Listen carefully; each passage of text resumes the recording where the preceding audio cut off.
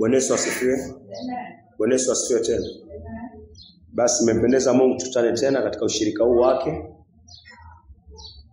wa Africa Repent. Vyema tuamini tuombe neno liendelee sawa na mapenzi yake Bwana. Na kushukuru wewe Mungu wa Abrahamu, Mungu wa Isaka, Mungu wa Yakobo, sifa na utukufu ni zako mtakatifu wa Israeli. Asante Bwana kwa kumpa nuru maipi ya Bwana. Asante kwa kumpa nuru ya wokovu, asante kwa kumpatia ufunuo Bwana. Mungu, hii ni kazi yako na si kazi ya mwanadamu Bwana. Maana hakuna hekima ya mwanadamu inaweza kupeana wokovu Bwana. Hakuna hekima ya mwanadamu inaweza kupeana ufunuo wa Yesu ndiye Kristo Bwana, ila tu kutoka kwako Bwana. Mungu, naomba tukiwa tumeshuka chini hapa duniani Bwana, kwamba utusaidie Bwana, utupeleke katika maandiko yako kupitia Roho yako aliye mtakatifu Bwana. Nenda ukaondoe upuuzaji Bwana, nenda ukamkemee ibilisi shetani katika jina la Yesu Kristo Bwana. Wacha tupokee kila neno ambalo litatoka Bwana katika kitabu chako takatifu Bwana. Naomba Bwana wale wengine ambao hawajapata nuru Bwana, kumbuka David mtakatifu wa Israeli, nenda ukampatie nuru, nenda ukampatie ufunuo Bwana. Asante Bwana kwa kumpatia toba na hata kwa kuleta wazi matunda, zidi kumweka Bwana katika toba hiyo Bwana. Nampatie imani mtakatifu wa Israeli. Mungu, tunaomba wengine ambao hawajapata nafasi ya kuwa Bwana, naomba wakumbuke Bwana, ukaongee nao mtakatifu wa Israeli. Wale wote walio Tanzania Bwana, na hata walio sehemu zingine zote Bwana za Afrika na hata ulimwenguni mzima Bwana. Mungu, tunaomba wakumbuke Bwana. Mungu, kumbuka wale wako mbali ambao ni watakatifu Bwana, ambao Bwana wanaenenda katika njia zako. Wale ambao hawaenendi katika njia zako Bwana, naomba Bwana ukawarudi, kwa sababu nao wapenda Bwana unawarudi ili wapate kushiriki utakatifu wako mtakatifu wa Israeli. Nenda uturudi na sisi pia Bwana, maana ya upendezi na indiscipline Bwana. Kajitukuze kwa somo hili, na ni kwa jina la Yesu Kristo tumeomba hata tukiamini. Amen. Asante. Tuangalia kuhusiana na seed of a woman. Tuwe makini, mbegu ama maandiko mengine ya Kiswahili natumaini nasema uzao wa mwanamke. Seed of a woman. So tuangalie kitabu cha Genesis 3:15. Mwanzo 3 mstari wake ni wa 15. Mwanzo 3 mstari wake ni wa 15. Kitabu cha Mwanzo 3 mstari wake wa 15. Nami nitaweka uadui kati yako na huyu mwanamke. Mungu anasema nami nitaweka uadui kati yako na huyu mwanamke, na kati ya uzao wako na uzao wake. Na kati ya uzao wako na uzao wake. Yeye atakuponda kichwa. Uzao wa huyu mwanamke utamponda huyu nyoka kichwa. Na utamuuma kisigino. Na huyu nyoka atamuuma huyu mwanamke, atauma uzao wa huyu mwanamke kisigino. So, nataka tuende tu katika utaratibu, tuko uwezo wa Mungu. Tuangalie kwanza mwanamke anayeongelewa hapa, tamwangalia ni nani, na huyu nyoka anayeongelewa hapa, tamwangalia ni nani. Lakini kitu ambacho nafaa uelewe ni kwamba mwanamke huwa hana uzao. Mwanamke hana seed, hana mbegu. Hakuna mwanamke tangu ulimwengu uanze, sawa, mpaka ulimwengu utakapoisha, hakuna mwanamke ambaye amezaliwa akona mbegu. Mbegu ziko kwa mwanaume. So Mungu akiongea kuhusiana na uzao, Biblia kimombo inasema seed of a woman, inamaanisha mbegu ya mwanamke. Mwanamke kwa maandiko hana mbegu, lakini hapa Mungu anaongea kuhusiana na kitu ambacho inaitwa prophetic message. Ni ujumbe ambao ni wa kinabii. Haongei kuhusiana tu na mama ataenda kuzaa mtoto, haongei kuhusiana na hiyo. Akisema uzao wa mwanamke, Mungu anaeleza kuhusiana kuna mwanamke atapokea mbegu, si kutoka kwa mwanaume, lakini kupitia kwa Roho Mtakatifu. Uelewa yale yako mbele. Nyoka, tuangalia katika utaratibu. Nyoka ni ibilisi shetani. Ufunuo inamueleza joka. Yule nyoka wa zamani, yule mkubwa, aitwaye ibilisi. So Mungu akiongea hapa anaongea kuhusiana huyu mwanamke ambaye tunamwona ni Eve, Lakini Mungu anamuona Mariam. Mungu anamuona Mariam akipokea mbegu kutoka kwa Roho Mtakatifu, akipokea mwana, akipokea Yesu Kristo. Mariam akipokea mtoto kupitia nguvu za Roho Mtakatifu. So yale yanaendelea hapa si ya kimwili. Yale yanaendelea hapa si ya kimwili. So natumai moyo wako na moyo wangu Mungu ameweka tayari kuhusiana na yale ambayo yako mbele yetu. So hata tuende kwa hatua na hatua. Tuangalie kitabu cha Mwanzo 2 mstari wake ni wa 7. Kitabu ni cha Mwanzo 2 mstari wake wa 7. Bwana Mwenyezi Mungu alimuumba mtu kutoka mavumbi ya ardhi, akampulizia pumzi ya uhai puani mwake, naye mtu akawa kiumbe hai. Mungu amemtengeza mtu wa kwanza ambaye ni Adam. Alafu tuangalie mstari wa 16, Adam akapewa amri. Mwanzo 2 tumesoma 7, Mungu anamuumba Adam. Mstari wa 16, Mungu anampa Adam amri. Mwanzo 2 mstari wa 16. Naam. Bwana Mwenyezi Mungu akamwagiza huyo mtu. Bwana Mwenyezi Mungu akamwagiza huyo mtu. Akamwambia, uko huru kula matunda ya mti wote katika bustani. Uko huru kula matunda ya mti wote bustani. Mstari wa 17. Bwana Mwenyezi Mungu akamwagiza huyo mtu. Bwana Mwenyezi Mungu akamwagiza huyo mtu. Akamwambia, uko huru kula matunda ya mti wote katika bustani. Uko huru kula mti wa matunda yote katika bustani. Lakini kama usile matunda ya mti wa kujua mema na mabaya. Lakini kamwe Adam usile mti.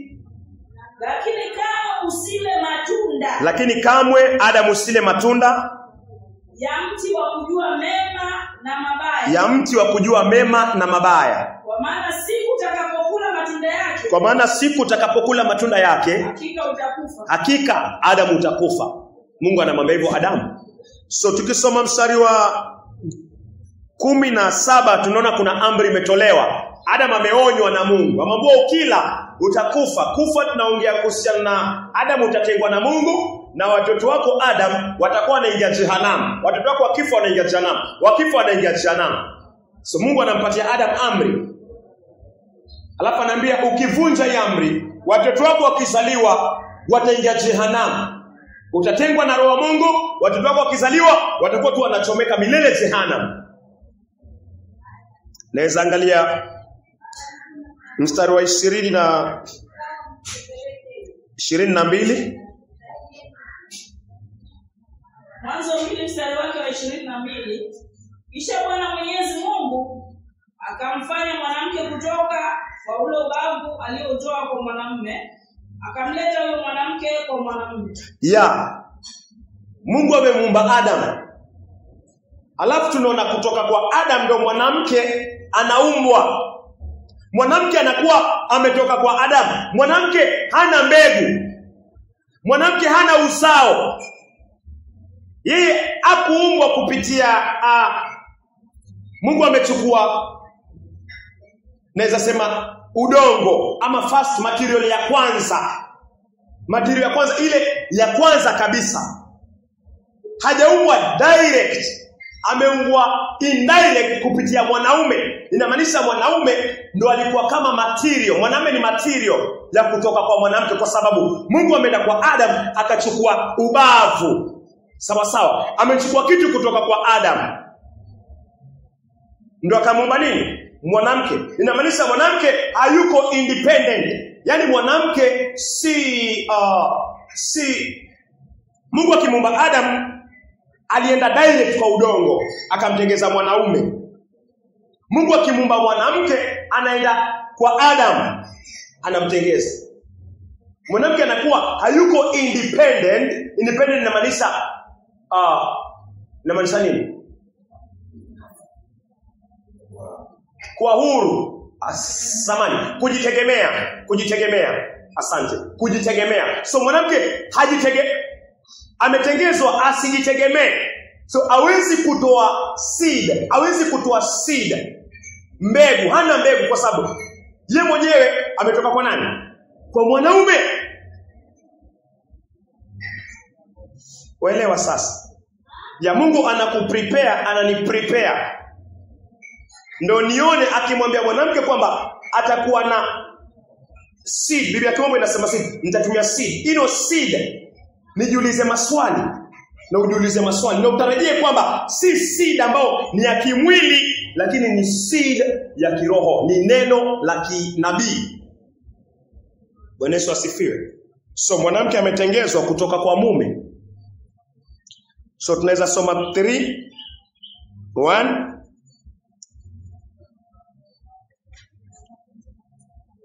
Genesis 3:1. Basi nyoka alikuwa mjanja kuliko wanyamapori wote. Basi nyoka alikuwa mjanja kuliko wanyamapori wote ambao Bwana Mwenyezi Mungu aliwafanya.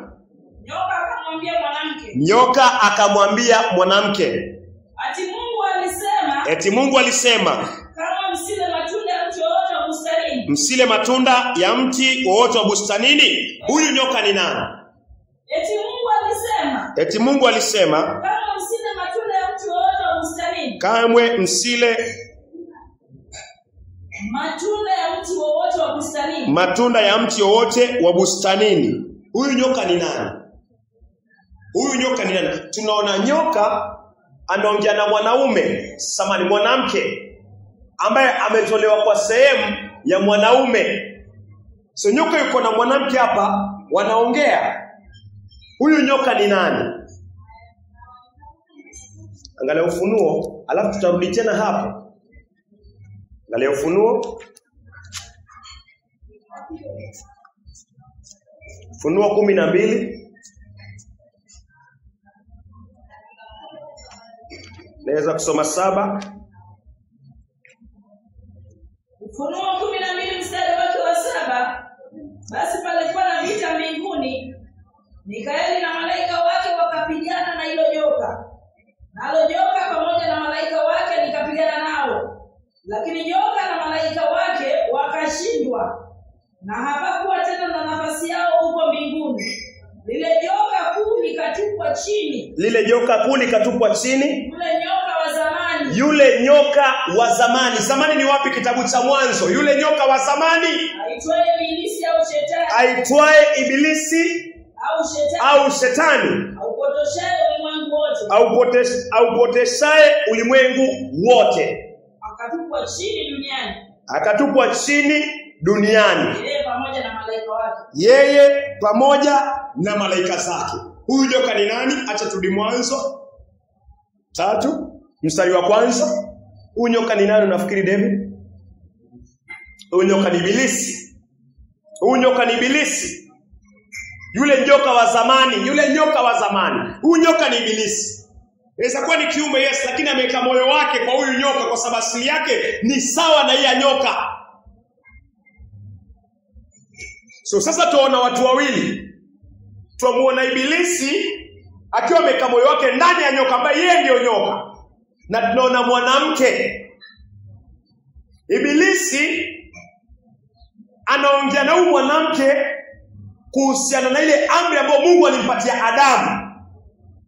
So tunaona Ibilisi huyu ni adui wa Adamu na ni adui wa mwanamke kwa sababu kile ambacho anakifanya hapa hatafuti urafiki. Anatafuta uadui kumfanya huyu mwanamke awe adui na Mungu na mwanamume pia awe adui na Mungu na watoto wa huyu mwanamke wateketee milele na milele jehanamu. Ambao watoto ni mimi na wewe. So hapa hakuna mchezo kwa sababu ni Ibilisi anaongea na mama yetu wa kwanza. Na hawa watoto watakaozaliwa, huyu mama akidanganywa, mume akidanganywa, ambaye ni Adam akidanganywa, basi sisi kama watoto tutakuwa vyombo vya kuteketea jehanamu milele na milele katika ziwa la moto. So Genesis 3:1.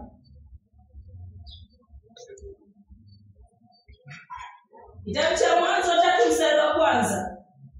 Basi nyoka alikuwa mjanja kuliko wanyamapori wote ambao Bwana Mwenyezi Mungu aliwafanya. Nyoka akamwambia mwanamke, eti Mungu alisema kama msile matunda ya mti wowote wa bustanini? Mwanamke akamjibu nyoka, tunaweza kula matunda ya miti iliyo katika bustani, lakini Mungu alisema kama msile tunda la mti ulio katikati ya bustani wala kugusa, la sivyo mtakufa. Endelea. Lakini nyoka akamwambia mwanamke, hakika mtakufa. Kwa maana Mungu anajua kwamba mtakapokula tunda hilo macho yenu yatafunguliwa, nanyi mtakuwa kama Mungu, mkijua mema na mabaya. Endelea. Mwanamke alipotambua kwamba tunda la mti huo lilikuwa zuri kwa chakula. Mwanamke alipotambua tunda la mti huo lilikuwa zuri kwa chakula na la kupendeza macho, tena linatamanika kwa kujipatia hekima, basi akachuna matunda yake. Mwanamke akala. Nani anasababisha mwanamke ale? Shetani anataka watoto wa mwanamke wafie jehanamu milele na milele. Huo ndio moyo unaendelea hapa. Mwanamke amechukua, amekula. Mungu amemwambia msile. Ile siku utakapokula damu utakufa hakika. Shetani anamshawishi yale na amekula mwanamke. Endelea tafadhali. Basi akachuma matunda yake, akala. Pia akampa mumewe aliyekuwa pamoja naye akala. Ndipo macho yao wote wawili yakafumbuliwa. Rejelea hapo mumewe. Pia akampa mumewe. Baada ya kula mwanamke akachukua lile tunda ambalo Mungu amemwambia Adamu usile. Akalichukua, nyoka amemshawishi, akampatia mumewe. Mumewe ni Adamu. Adamu pia akachukua naye akafanya nini? Naye akala. Wakawa wameenda kinyume na neno la Bwana.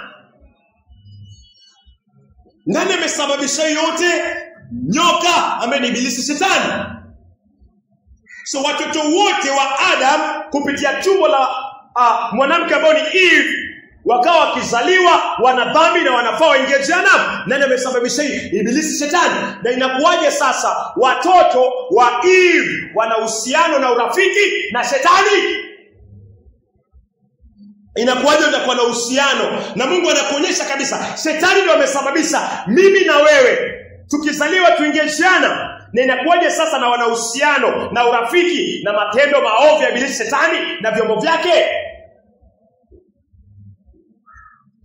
Inafaa muangalie shetani na mtazamo mwingine. Inakuwaje unapenda kiburi? Inakuwaje unapenda ujeuri? Inakuwaje unapenda fitina? Inakuwaje unapenda faraka? Inakuwaje unapenda mimi nionekane ama wewe uonekane? Inakuwaje unapenda hizi vitu, usinzi, usherati? Inakuwaje unapenda hizi vitu? Na hizi ni vitu vya shetani, ambayo shetani ni adui wako, ni adui wa nafsi yako, adui wa mamako wa kwanza. Then inakuwaje unakuwa na urafiki naye? Mwanadamu hafai kuwa na urafiki na dhambi. Hakufai kuwa na urafiki na dhambi, kwa sababu mamako wa kwanza ni Eve, Hawa, ambaye shetani ni adui wake mkubwa. Na kwaje unakuwa na urafiki na mtu ambaye anamchukia mamako na anachukia nafsi yako? Mstari wa 7. Ndipo macho yao wote wawili yakafumbuliwa. Wakajiona kwamba walikuwa uchi. Hivyo wakashona majani ya mtini. Wakajifunika. Waweza soma mstari wa 15 sasa. Mwanzo 3 mstari wa 15. Nami nitaweka wadui. Mungu anasema sasa hii ikawa kama si kama. Hili ni neno la unabii. Na tutaona venye Mungu analileta wazi. Naweza soma tafadhali? Nami nitaweka uadui kati yako na huyu mwanamke. Nami nitaweka uadui kati yako na huyu mwanamke. So inafaa kuwe na uadui kati ya watoto wa mwanamke na shetani. Inafaa kuwe na uadui. So kama hakuna uadui na shetani, inamaanisha unapenda dhambi, inamaanisha unaishi maisha machafu, wewe uko nje ya neno la Bwana.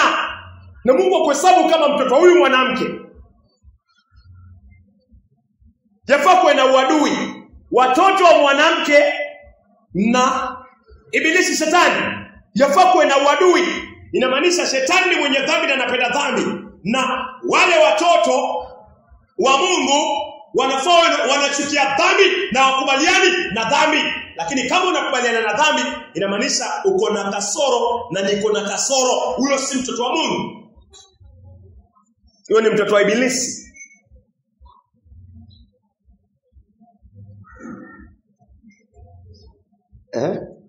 Nami nitaweka uadui kati yako na huyu mwanamke. Nami nitaweka uadui kati yako na huyu mwanamke. Na kati ya uzao wako na wake. Na kati ya uzao wa huyu mwanamke na uzao wako. Yeye atakuponda kichwa. Uzao wa huyu mwanamke utamponda shetani kichwa.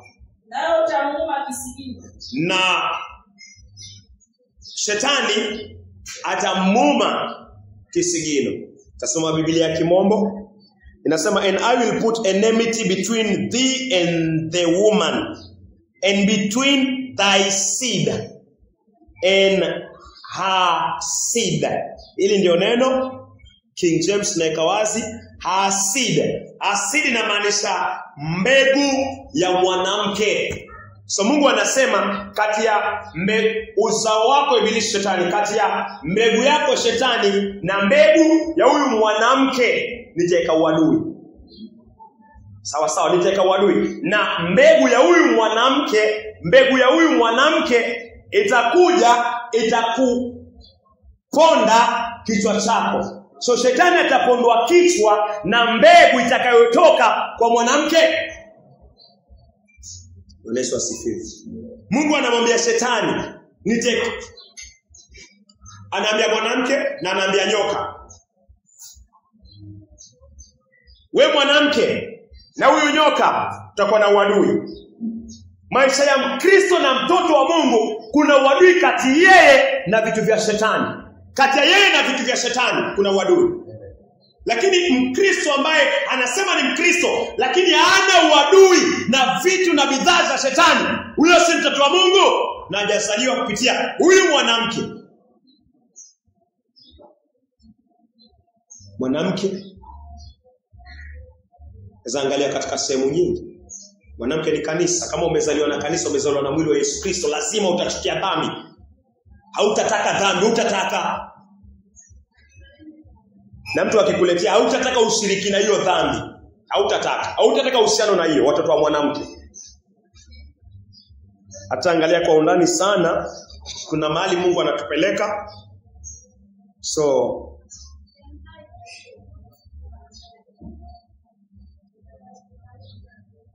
it shall bruise thy head.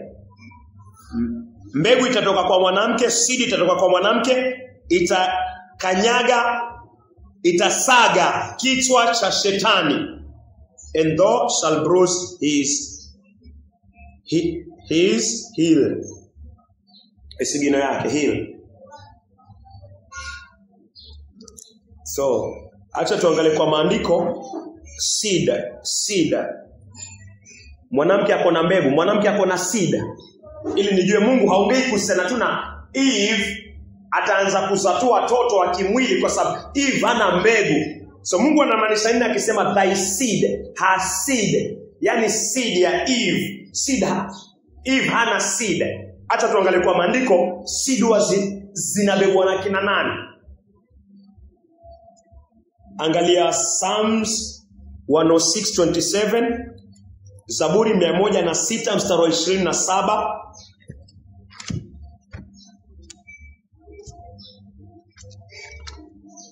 Zaburi 106 mstari wa 27.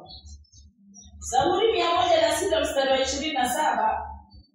17, kuwatawanya wazao wao waanguke miongoni mwa mataifa na kuwatawanya katika nchi zote.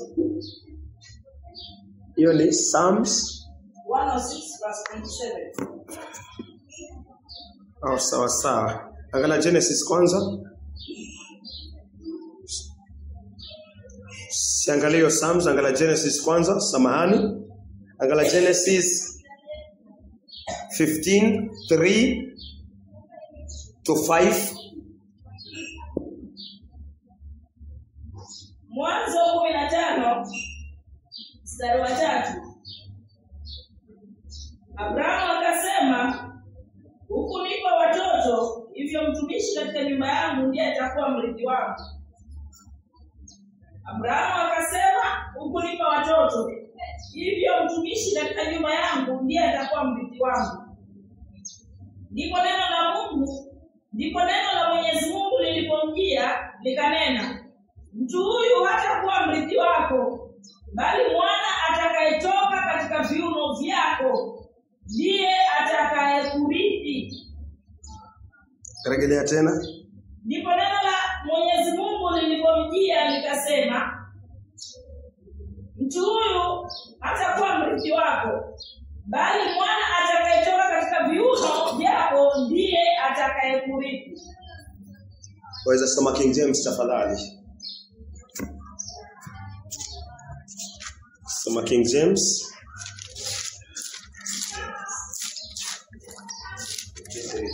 Yeah, 15:3.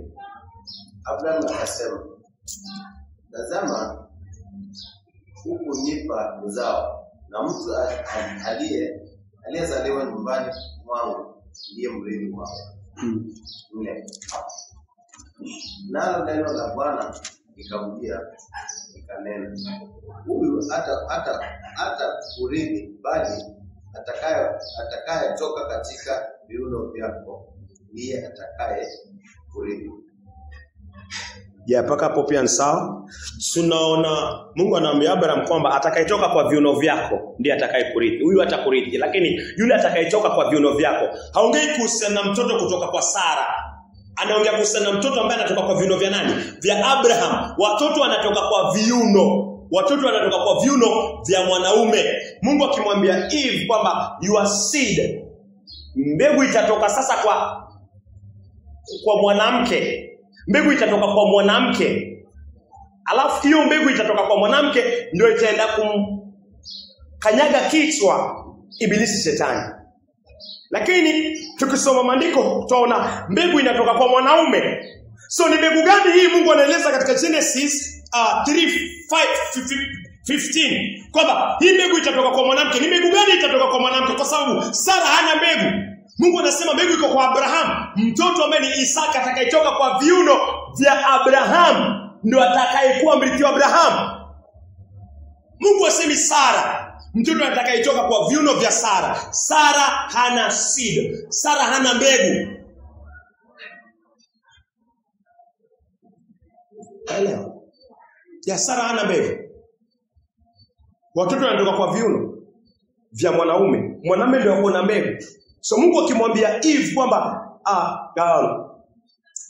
mbegu itatoka kwa mwanamke, alafu ije kanyage kichwa cha ibilisi shetani, jaribu kazi za ibilisi shetani. Ili afaa tuliangalie kwa undani, nijue hili ni neno la unabii. Nitasoma Biblia ya Kimombo, iko nyepesi.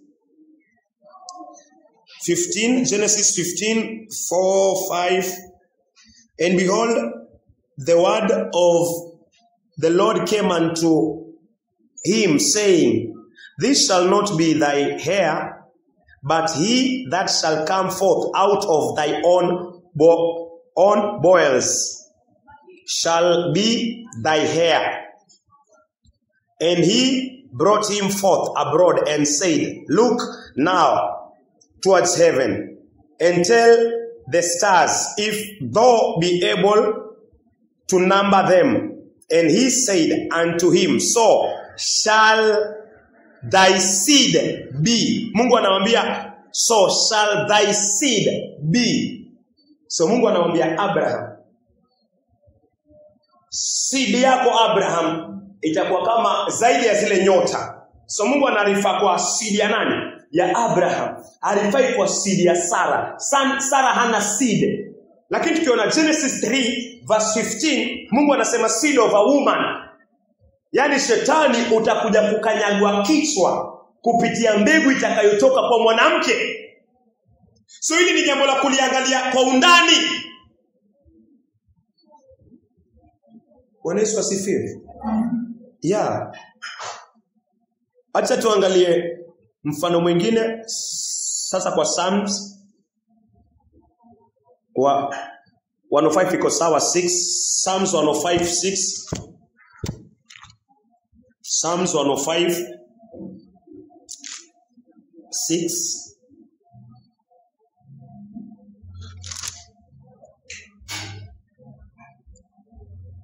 Psalms 105:6.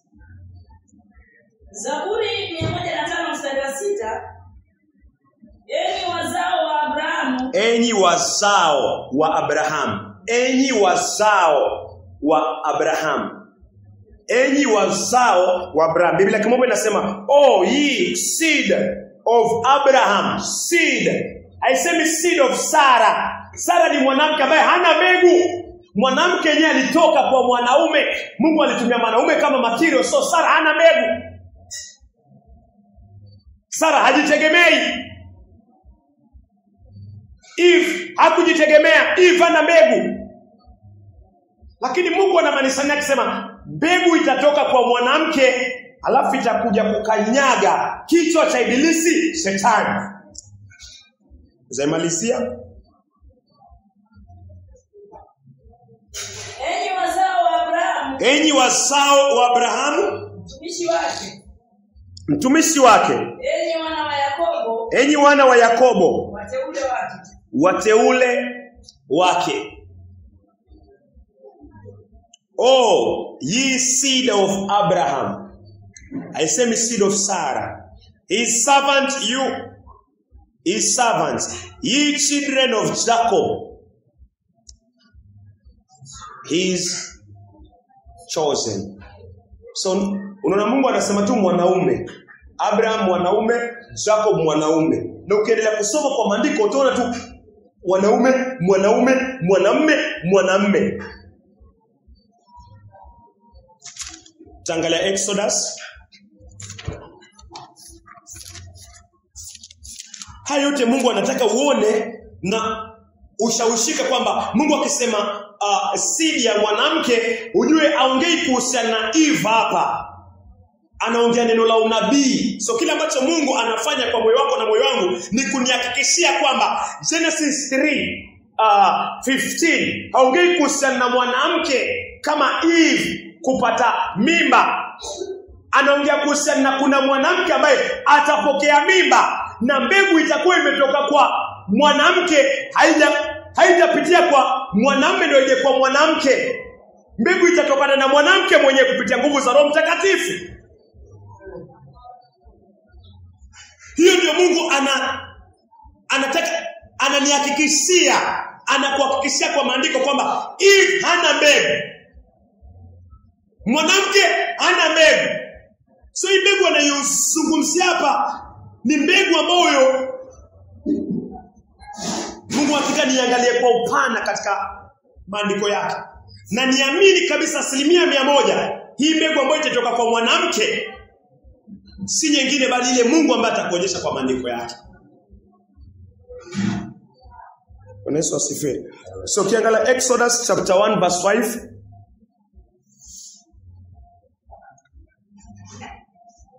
Exodus chapter 1 verse 5. Naweza kusoma Biblia ya neno. Kutoka 1:5. Wazao wote wa Yakobo walikuwa watu 70. Wazao wote wa Yakobo. Naona wazao wote wa Yakobo walikuwa 70. Yusufu alikuwa tayari yuko Misri. Yusufu tayari alikuwa yuko Misri. Hiyo inasema hivyo.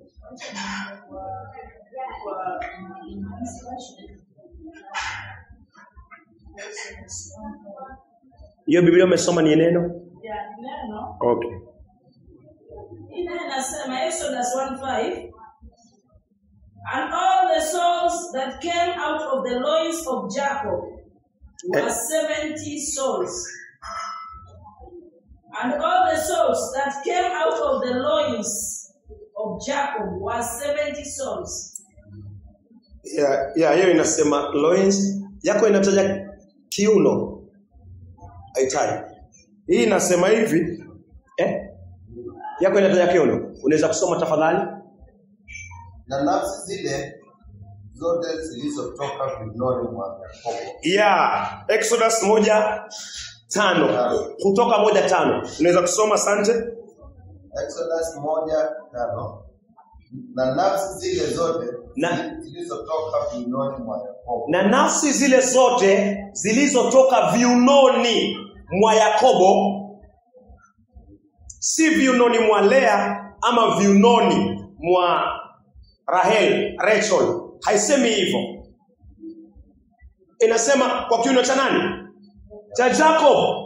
Haiangalii Lea, haiangalii Rachel. Inasema waliotoka kwa kiuno cha Yakobo. Kwa nini? Yakobo ndo wako na seed. Yakobo ndo wako na uzao.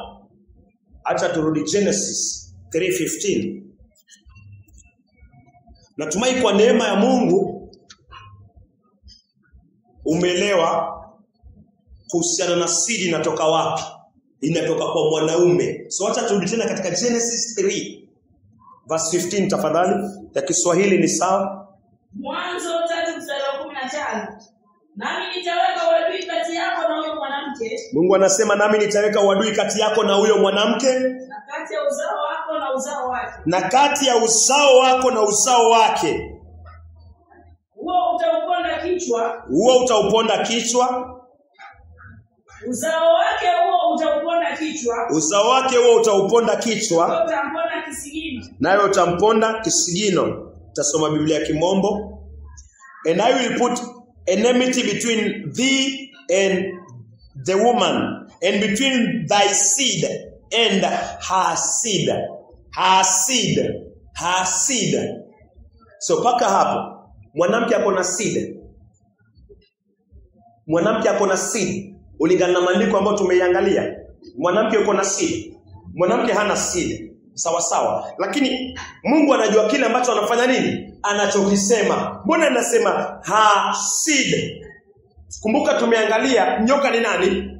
Nyoka ni shetani. So ina maana kuna mwanamke atapokea mbegu bila kutoka kwa mwanaume. Mwanamke ambaye atapokea mbegu. Alafu mwanamke akipokea mbegu, huyu mtoto ambaye atazaliwa kutoka kwa mbegu ya mwanamke ndo ataponda kichwa cha shetani na kazi zake katika moyo wako na katika moyo wangu. Na Mungu anakuita uamini. Umwamini huyo ambaye atazaliwa na mwanamke. Hii mbegu ambayo itatoka kwa mwanamke, Mungu anakuambia umwamini huyo, kwa sababu huyo ndiye amepewa mamlaka ya kuharibu kazi ambayo shetani ametengeza ndani ya moyo wako. Huyu mtoto alitabiriwa kutoka Exodus, kutoka Genesis roughly. Wataalamu wengine wanasema ni kama 4,000 years. Wengine wanasema ni kama 7,000 years. Wengine wanaamini ni kama 6,000 years. So, hatutaenda sana, lakini Mungu anataka ufikirie kutoka kitabu cha Mwanzo. Mungu anaongea na Adamu. Wenda ni mingi, wenda ni zaidi ya hiyo, lakini Mungu anataka uwe na rough estimate. Yaani uwe tu na mtazamo wa juu kutoka kwa Adam mpaka kuja kwa Yesu Kristo. Unafikiri ni miaka mingapi? Ni mingi, si ndio? So hapa katika Mwanzo ambapo watu wameumbwa duniani ni wawili tu peke yake, Mungu tayari anatoa unabii kuhusiana kuna mwanamke atapokea mbegu. Na huyo mwanamke akipokea mbegu, huyo mtoto aliyempokea ndio atakuja kukanyaga kichwa cha ibilisi shetani na kazi zake. Miaka mingapi unafikiri? Miaka mingi. Maana tumeona mwanamke ana mbegu. Mwanamke ana mbegu. Mungu alikuwa anamuongelea mwanamke gani ambaye atapokea mbegu? Tangu ulimwengu uanze mpaka utakapoisha, hakuna mwanamke atawahi kutoa mbegu. Mbegu ziko kwa mwanaume. So, unaona hii miaka yote Mungu alikuwa anaongea kuhusiana na mwanamke. Huyu mwanamke ni nani? Tafadhali tuangalie kitabu cha Luke 1:26. Luka 1:26.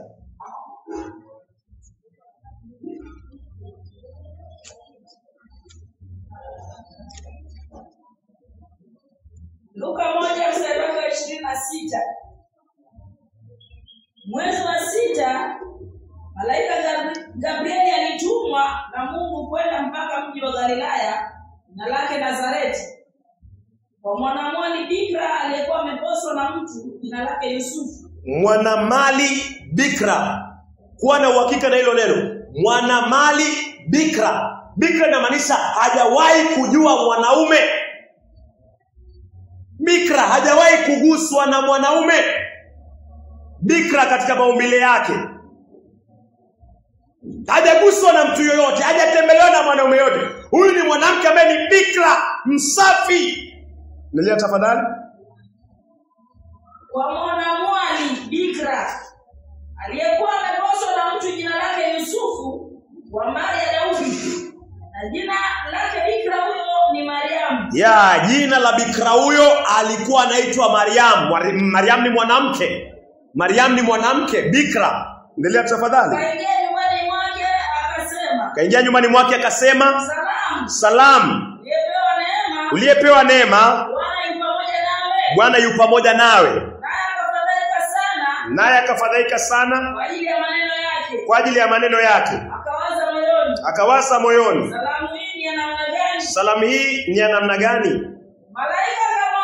Malaika akamwambia, Usiogope Mariamu, kwa maana Mariamu umepata neema. Mariamu umepata neema kwa Mungu. Tazama Mariamu utachukua mimba na kuzaa mtoto mwanaume.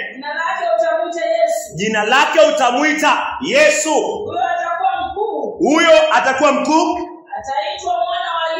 Ataitwa mwana wa aliye juu. Na Bwana Mungu atampa kiti cha enzi cha Daudi baba yake. Ataimiliki nyumba ya Yakobo hata milele. Na ufalme wake utakuwa hauna mwisho. Mariamu akamwambia malaika, tuwe makini hapa pia. Litakuaje neno hili? Biblia zingine nasema itawezekanaje hii? Maana mimi simjui mume. Malaika akamjibu akamwambia, Roho Mtakatifu atakujilia juu yako, na nguvu za Roho Mtakatifu na nguvu zake aliye juu zitakufunika kama kivuli. Kwa sababu hicho kitakachozaliwa kwa sababu hiyo hicho kitakachozaliwa kitaitwa kitakatifu, mwana wa Mungu. Bwana Yesu asifiwe. So hapa tunaona mwanamke ambaye ni Mariamu. Mariamu ni bikira, ameposwa na Yusufu. Kabla hawajajuana, Mariamu anapatikana yuko na mtoto. Mariamu anapatikana yuko na mtoto. Huyu mtoto amempokea vipi? Mariamu yuko na mbegu tayari. Hawajajuana na Yusufu. Mariamu ni bikira, lakini Mariamu yuko na mbegu. Hii mbegu ameitoa wapi? Hajajua mwanamume, bado hajapoteza ubikira wake, lakini ndani yake kuna mbegu. Kuna mtoto wa kiume, jina lake tayari ni Yesu Kristo. Haya ni yale ambayo Mungu alikuwa anayaongelea kwamba uzao, kwamba siri ya mwanamke itavunja, kanyaga kichwa cha ibilisi shetani ambaye ni nyoka.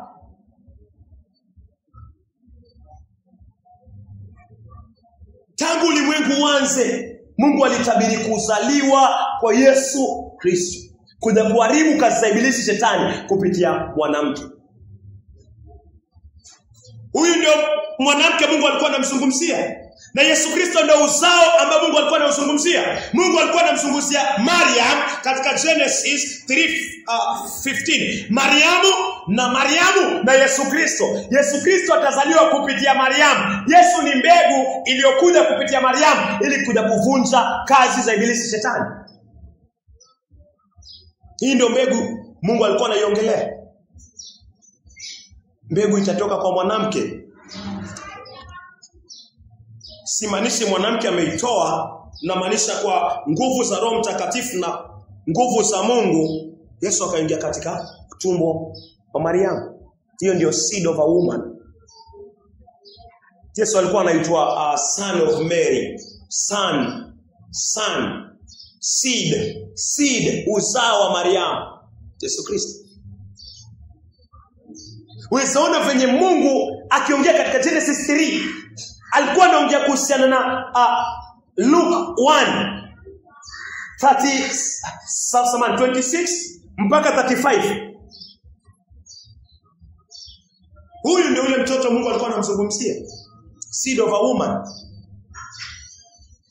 Mwanamke ana mbegu, lakini hapa mwanamke anapatikana na mbegu bila kulala na mwanamume.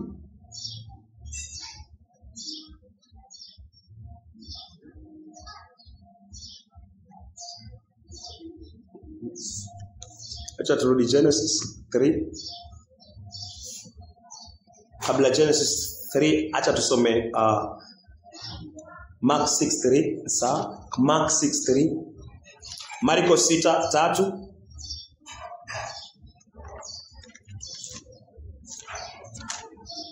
Kitabu cha Marko 6:3.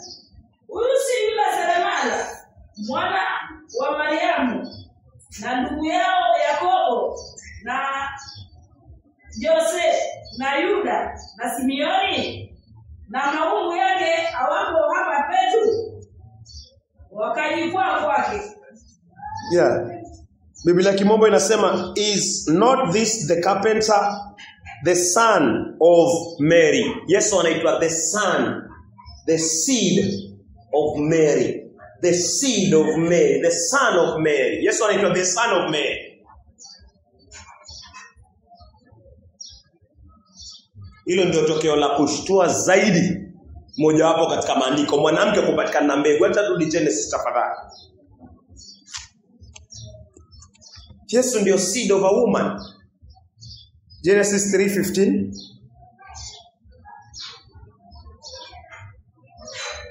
Mwanzo 3:15.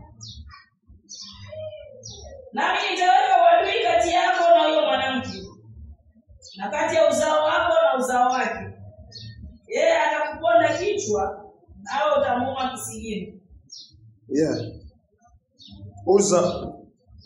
Huyu mwanamke alikuwa anaongelewa hapo ni nani? Mariamu. Mungu akubariki. Mariamu. Uzao, hiyo seed ilikuwa inaongelewa hapo ni nani?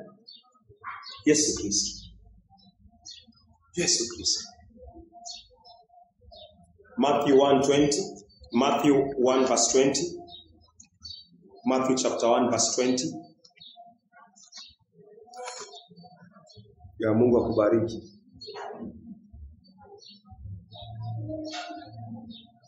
Pale moja mstari wake wa 20. Basi alipokuwa akifikiri hayo. Anza 18 tafadhali. Anza 18. Mathayo 1:18. Yeah. Kuzaliwa kwake Yesu Kristo kulikuwa hivi. Mariamu mama yake alipokuwa ameposwa na Yusufu, kabla hawajakaribiana, alionekana na mimba kwa uwezo wa Roho Mtakatifu. Alionekana ana mimba kwa uwezo wa Roho Mtakatifu kabla hawajakaribiana. Ina maana watoto wako kwa viuno vya nani? Viuno vya Yusufu, akina Yakobo, akina Yuda wako hapa kwa viuno, na dada zake wako hapa.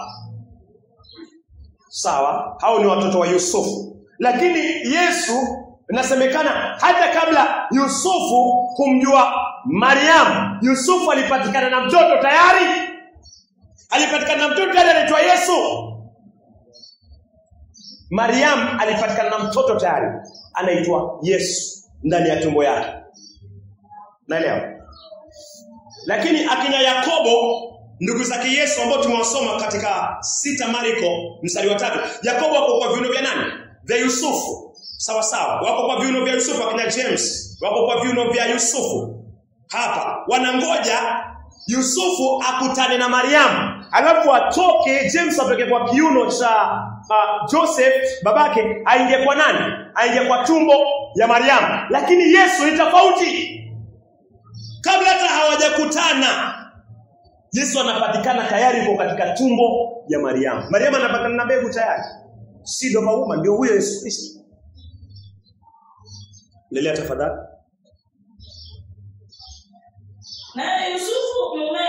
Na Yusufu mumewe, kwa vile alipokuwa mtu wa haki, asitake kumwaibisha, aliazimu kumwacha kwa siri. Basi Yusufu yuko sawa, kwa sababu anakumbuka kwamba hakuna venye mwanamke anaweza kupokea uzao na hajalala na mwanaume. Anajua huyu lazima amelala na mwanaume. Sana maandiko. Hanuna watoto wanatoka kwa Abraham wanaingia kwa Sara. Watoto wanatoka kwa Yakobo wanaingia kwa Rachel wanaingia kwa Lea. Inakuwaje huyu Mariam yuko na mtoto? Halafu bado unasema ni bikira? Sitaki apigwe mawe. Sitaki apigwe mawe. Nitamwacha tu pole pole, ni muache. Kwa sababu anajua kabisa hakuna venye mwanamke anaweza kuwa na mbegu. Hana mbegu mwanamke. Lazima ukutane na mwanaume ndio akapoa mbegu. Inakuwaje uko na mbegu na hujakutana na mwanaume? Wanidanganya. Mimi bado ni bikira. Mimi bado ni bikira. Mbegu imetoka kwa Mungu kupitia Roho Mtakatifu.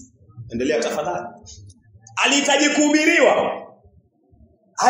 kuhubiriwa mpaka ingie aseme ni kweli nimekubali, ndio aende kwake. Lakini kama si mahubiri hakuna mtu anaweza kukubali. Na Mungu anataka pia wewe uangalie venye mwanamke hana mbegu, hana seed. Alafu Mungu anakuambia kuna mwanamke atatoa seed, na hii seed itakanyaga kichwa cha ibilisi na kazi zake, dhambi na maovu. Ataondoa yote.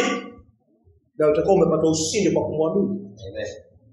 Bwana Yesu asifiwe. So umwamini na ushawishike. Manake Yusufu tayari ndani ya moyo anasema huyu nimemwacha. Huyu namuacha, shakata kauli. Lakini akihubiriwa, akiamini, basi Mungu anakuita pia wewe usidi kuamini na uamini tena. Na uamini kama hujaamini. Kwa hiyo mbegu ambayo inatoka kwa mwanamke. Endelea. Naye Yusufu mumewe, kwa vile alipokuwa mtu wa haki, asitake kumwaibisha, aliazimu kumwacha kwa siri. Basi alipokuwa akifikiri hayo, tazama malaika wa Bwana alimtokea katika ndoto, akisema Yusufu mwana wa Daudi, usiofu kumchukua Mariamu, maana usiofu kumchukua Mariamu, maana mimba yake ni kwa uwezo wa Roho Mtakatifu. Bwana Yesu asifiwe. Amen. Anaomba usiogope, ondoa shaka. Ile mimba iko pale. Ile mbegu iko pale. Imetokana na Roho. So yeye amezaliwa ni Yesu Kristo. Rudi tena katika Genesis 3:15. Hiyo kazi ambayo Yesu amekuja kufanya. Ndio kazi ambayo Yesu amekuja kufanya.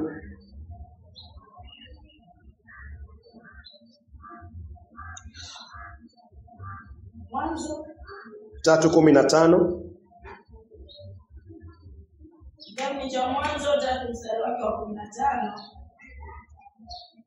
Nami nitaweka uadui kati yako na huyo mwanamke. Nami nitaweka uadui kati yako na huyo mwanamke, Kati ya uzao wako na kati ya uzao wako na uzao wake. na uzao wa mwanamke. Uzao wa mwanamke ambao ni Yesu. Tunaona Yesu anatoka kwa Mariamu, Yesu anatoka kwa Mariamu. So kutakuwa na uadui kati ya Yesu na nyoka, ambaye nyoka ni ibilisi, shetani. Endelea. Na uzao wake huo utakuponda kichwa. Na uzao wake, yani uzao wa mwanamke ambaye ni Yesu Kristo, atamponda shetani kichwa, Na wewe utamponda kisigino. na shetani naye atamponda kisigino. So tuona kazi ya mtoto ambaye Mariamu anamzaa. Mtoto anaitwa Yesu Kristo. Mtoto anaitwa Yesu Kristo, na kazi yake ni kuja kuponda kichwa cha nyoka, ambaye nyoka ni nani? Ibilisi, shetani. Acha tuangalie waraka wa kwanza wa Yohana 3. Fadhali mstari wa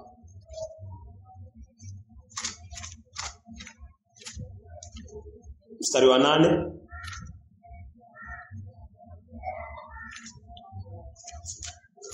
Waraka wa kwanza wa Yohana 3 mstari wake wa 8. Atendaye dhambi ni wa ibilisi. Atendaye dhambi ni wa ibilisi, Kwa kuwa ibilisi hutenda dhambi tangu mwanzo. kwa kuwa ibilisi hutenda dhambi tangu mwanzo. Kwa kusudi hili Mwana wa Mungu alidhihirishwa.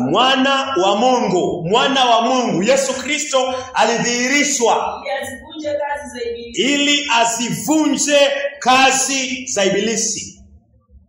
Yesu ni uzao wa mwanamke, amedhihirishwa ili azivunje kazi za ibilisi. Yesu ni ile seed of a woman, kutoka kwa Roho Mtakatifu, amepitia katika womb, katika tumbo ya Mariamu. Yesu anaitwa seed of a woman. So Yesu anakuja kukanyaga kichwa cha ibilisi. Waraka wa kwanza Yohana 3 mstari wa 10 mstari wa 8, Mungu analeta wazi kwamba Yesu amedhihirishwa ili azivunje kazi za ibilisi. Huyu ndio ule mtoto.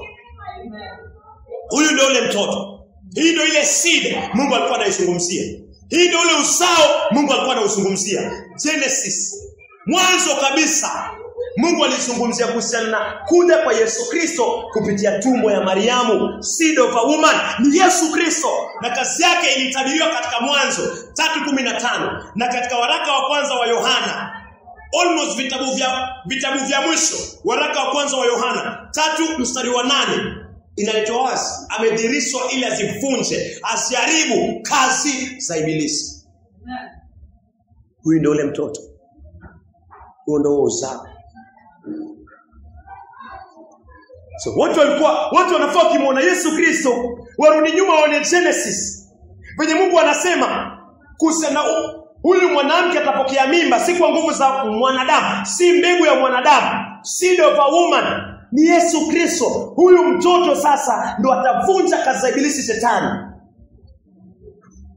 Tunakuja tunaangalia Exodus, anakuwa kama kivuli. Yesu anakuwa kama kivuli. Nakuja Leviticus, anakuja kama kivuli. Tunaendelea Numbers, Deuteronomy, tunaendelea. Yesu yuko kama kivuli, kama mwanakondoo, kama mwanakondoo, kama mwanakondoo, kama mwanakondoo, kama mwanakondoo, kama mwanakondoo. Anakuja kama mwanakondoo. Halafu kutoka kwa New Old Testament ikiisha, wataalamu wanaamini miaka kama 400 kunakuwa na ukimya. Miaka kama 400 kunakuwa na giza, ukimya, ukiwa wa neno la Bwana. Alafu mwanamke, seed of a woman, mwanamke anapokea mbegu. Analetwa wazi sasa kwa mwili. Miaka mingapi hapa? Hapo kuna kitu kama kutokuamini. Katika mwanzo wa Biblia yako, Yesu anatabiriwa na anazaliwa na bikira vile vile bila nguvu za mwanaume. Na kazi yake ni kuharibu hiyo dhambi ambayo imekuwa kwa moyo wako. Kazi yake ni kuharibu hiyo dhambi yako na dhambi zangu. Kazi yake ni kuvunja kila kitu ambacho kinaitwa kiovu, kila kitu ambacho inaenda kinyume na amri za Mungu. Huyu mtoto anazaliwa aje kuzichukua na akazimalize pale msalabani, akanyage kichwa cha ibilisi, shetani. We huru. We huru. So ukiangalia mali anasichukua, mali Mungu anasichukua, dhambi zako na zangu. Dhambi ni kazi ya shetani. Atendaye dhambi ni wa shetani. So Mungu anachukua ile kazi ambao iliingia kwa Adam, iliingia kwa Eve. Mama yetu mali alianguka, baba yetu mali alianguka. So mtoto anazaliwa anakuwa na uchungu sana. Yesu anakuwa na uchungu sana kwa sababu Yesu ni mtoto wa Eve, ukishuka chini mtoto wa Mariamu. So Yesu ako na uchungu sana kwa sababu gani? Mamake wa kimwili ambaye ni Mariamu, ambaye mbele yake kuna mamake wa kimwili ambaye ni Eve. Yesu amezaliwa na mwili huu. So Eve ni mamake Yesu Kristo wa kimwili. Kila mmoja akizaliwa mamake ni Eve. Mungu anasema hivyo. Eve atakuwa mama wa wote wenye mwili. Yesu mamake wa kimwili ni Eve. Yesu ako na uchungu na nani? Na nyoka ambaye ni ibilisi shetani. Yesu anachukua kazi za nani? Za ibilisi shetani ambazo alizifanya kwa mamake wa kimwili, anazichukua na ndugu zake wa kimwili ambao ni mimi na wewe. Yesu anachukua kila dhambi, kila uovu Yesu anachukua, kwa sababu anajua hii ndio mamangu alipoa hii sumu, na mamangu akala hii sumu, babangu akala hii sumu, na ndugu zangu wakala hii sumu. Sasa naja kuchukua hiyo sumu nikaimalize pale msalabani ili uondolewe sumu. Amen. So Yesu hatacheka na dhambi. Yesu anasema amekuja kwa wenye dhambi ili awapatie nini? Awapatie toba na msamaha wa dhambi. Awabatize na Roho Mtakatifu akimwamini. Hatacheka.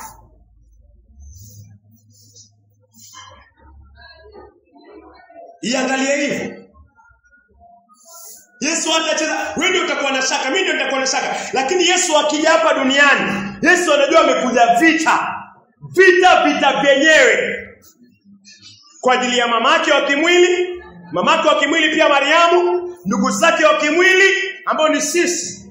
So amekuja vita na shetani. Hata wacha hata dhambi moja, kwa sababu kiacha moja ndani ya moyo wako itapeleka jehanamu. Atashughulikia kila dhambi katika maisha yako. Kila uovu katika maisha yako. Kwa sababu anajua nikiwachata moja, ibilisi bado atakuwa amemshinda Yesu Kristo. Yesu anakuja kukanyaga kichwa cha nani? Cha ibilisi. Na atakikanyaga kweli. Inamaanisha atakanyaga dhambi, atakanyaga maovu yako yote kweli. Ndio weke imani kwa mtoto. Amen.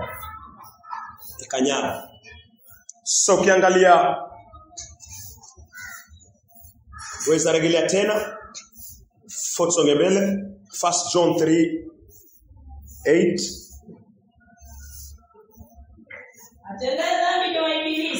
Atendaye dhambi ni wa ibilisi. Kwa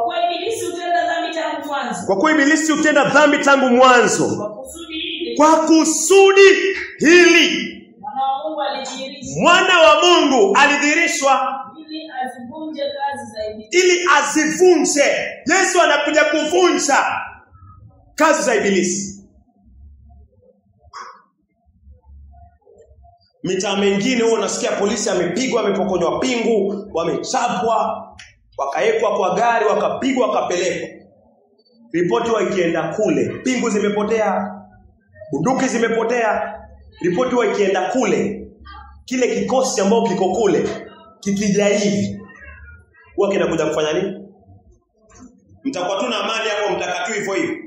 Ambue ile timu ambayo ilifanya ni sehemu hii, ambao ni hapa mpaka hapa, alafu waende walete kikosi huko. Watu wanafanywa nini hapo?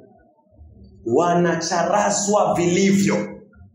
Hawa polisi wataki mchezo. Wakija wao yaani ndani ya mioyo yao wanajua wanakuja kufanya nini, na watafanya kile ambacho wamekuja kukifanya. So Yesu pia imekuwa hivi. So ukubaliane na Yesu, na ile hasira na chuki ambayo iko ndani ya Yesu, anakuja kuharibu kazi ya shetani. Ukiangalia kabla kwenda kuharibu kazi ya shetani, Yesu alipaza sauti akawaambia watu wageuke kutoka kwa hizo kazi za shetani kwanza. Ndio asivunje. Kwa sababu kama umezishikilia, Yesu hatazivunja kwa sababu wewe umekubaliana na shetani. Yesu amekuja kuvunja kweli na kuharibu kazi za shetani. Hii ndio ile uzao wa mwanamke. Anakuambia kwamba geuka kutoka kwa hizo kazi za shetani. Wachana nazo. Zikiri mbele za Bwana kwa kuzitubu, ziachilie. Alafu sije kwa Yesu Kristo azipokea kazi haribu pale msalabani. Amen.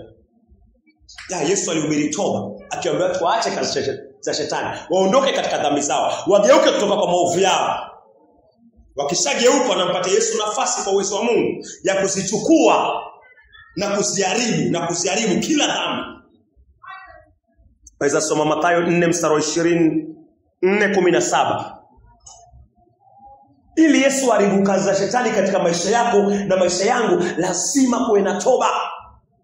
Huu ndio ujumbe wa kwanza Yesu Kristo kuhubiri. First sermon Yesu Kristo kuhubiri. Repentance. Tubuni. Geukeni kutoka kwa njia mbaya. Geukeni kutoka kwa njia za shetani. Geukeni kutoka kwa mambo machafu. Wachane na mambo ya ulimwengu. Wachane nayo. Halafu yaje kwa Yesu Kristo. Kila uchafu wako umefanya, Yesu avunjilie mbali na asioshe na damu yake, ufanywe mtakatifu. Mathayo 4:17. Naam. Tokea wakati huo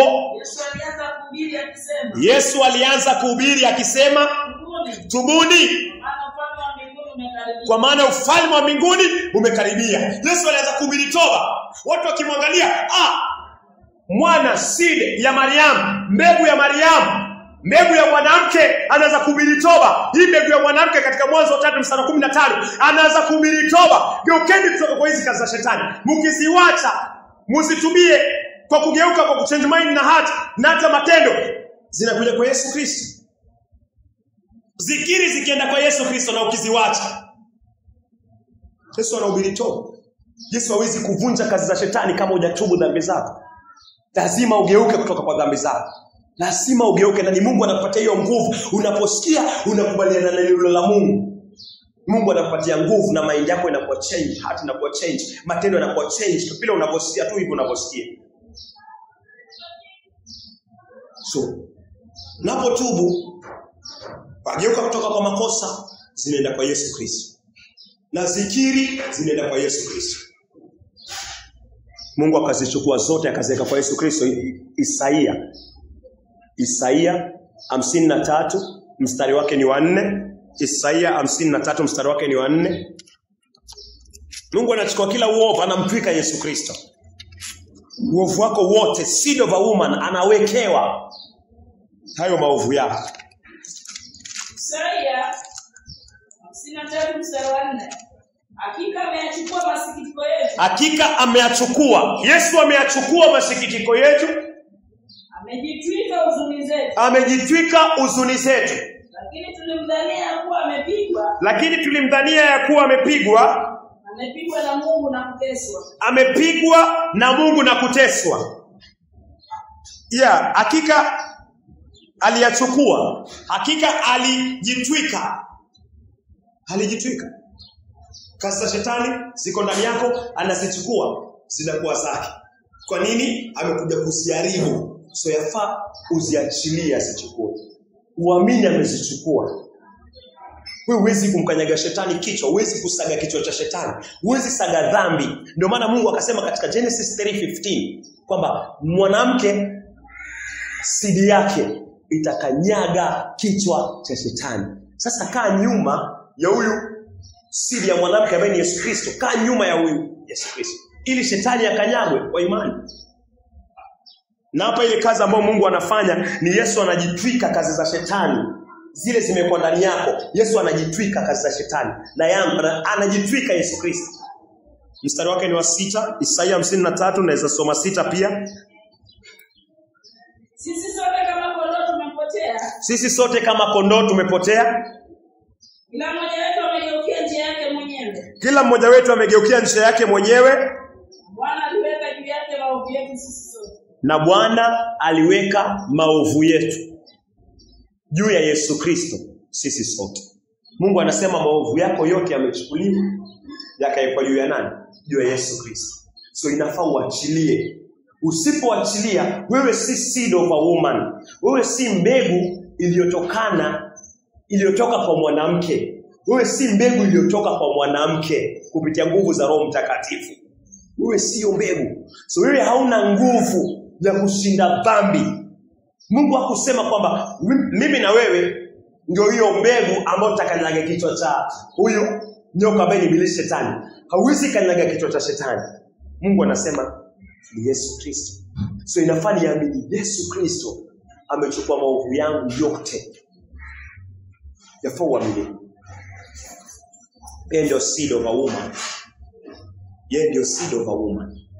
So yafaa niamini yeye ndio ana uwezo wa kukanyaga kichwa cha shetani ambao ni dhambi, maovu na shetani mwenyewe. Alafu kwa imani ya ile kazi amefanya wahesabiwa haki, dhambi na uovu. Yeye anafanya kumkanyaga shetani na dhambi zako na zangu. Alafu wewe uamini, uhesabiwe dhambi zako zimekanyagwa na Yesu Kristo. Shetani amekanyagwa na Yesu Kristo kwa maisha yako. Amen. Na ndio ushindi. Wahesabiwa haki kupitia matendo ya Yesu kushinda vyombo na vitu na shetani mwenyewe. Wahesabiwa haki.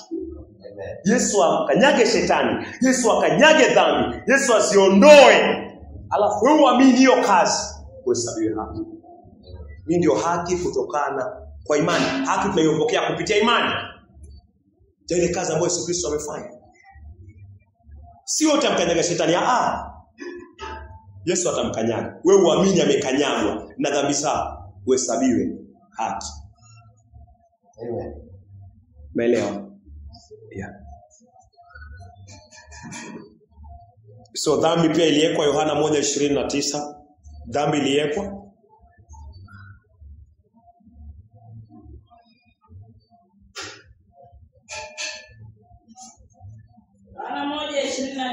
Yohana 1:29. Siku ya pili yake amwona Yesu anakuja kwake. Siku ya pili yake Yohana amwona Yesu anakuja kwake. Yohana akasema, Yohana anakuambia sasa, tazama mwana kondoo wa Mungu aichukuae dhambi ya ulimwengu. Hapa kwa makini tafadhali. Mwanzo 3:15 Mungu anasema mbegu, seed of a woman, itakanyaga shetani. Sawa sawa. So, seed of a woman tukaangalia ni Yesu Kristo ambaye atamkanyaga nani? Shetani. Waraka wa kwanza wa Yohana tumesoma 3:8. Atendaye dhambi ni wa ibilisi. So Yesu anachukua dhambi ya ibilisi ambayo ameweka kwa Adam ikakufikia wewe. Yesu anachukua maovu ambayo umetenda kinyume na amri za Mungu. Anachukua dhambi ya ulimwengu. Anakwambia ile kazi ambayo shetani aliweka ndani yako nimeichukua, na kazi yake ni kwenda msalabani na kuiharibu. Ndio hesabu haki. Amen. Amen. Yeah, tiangalia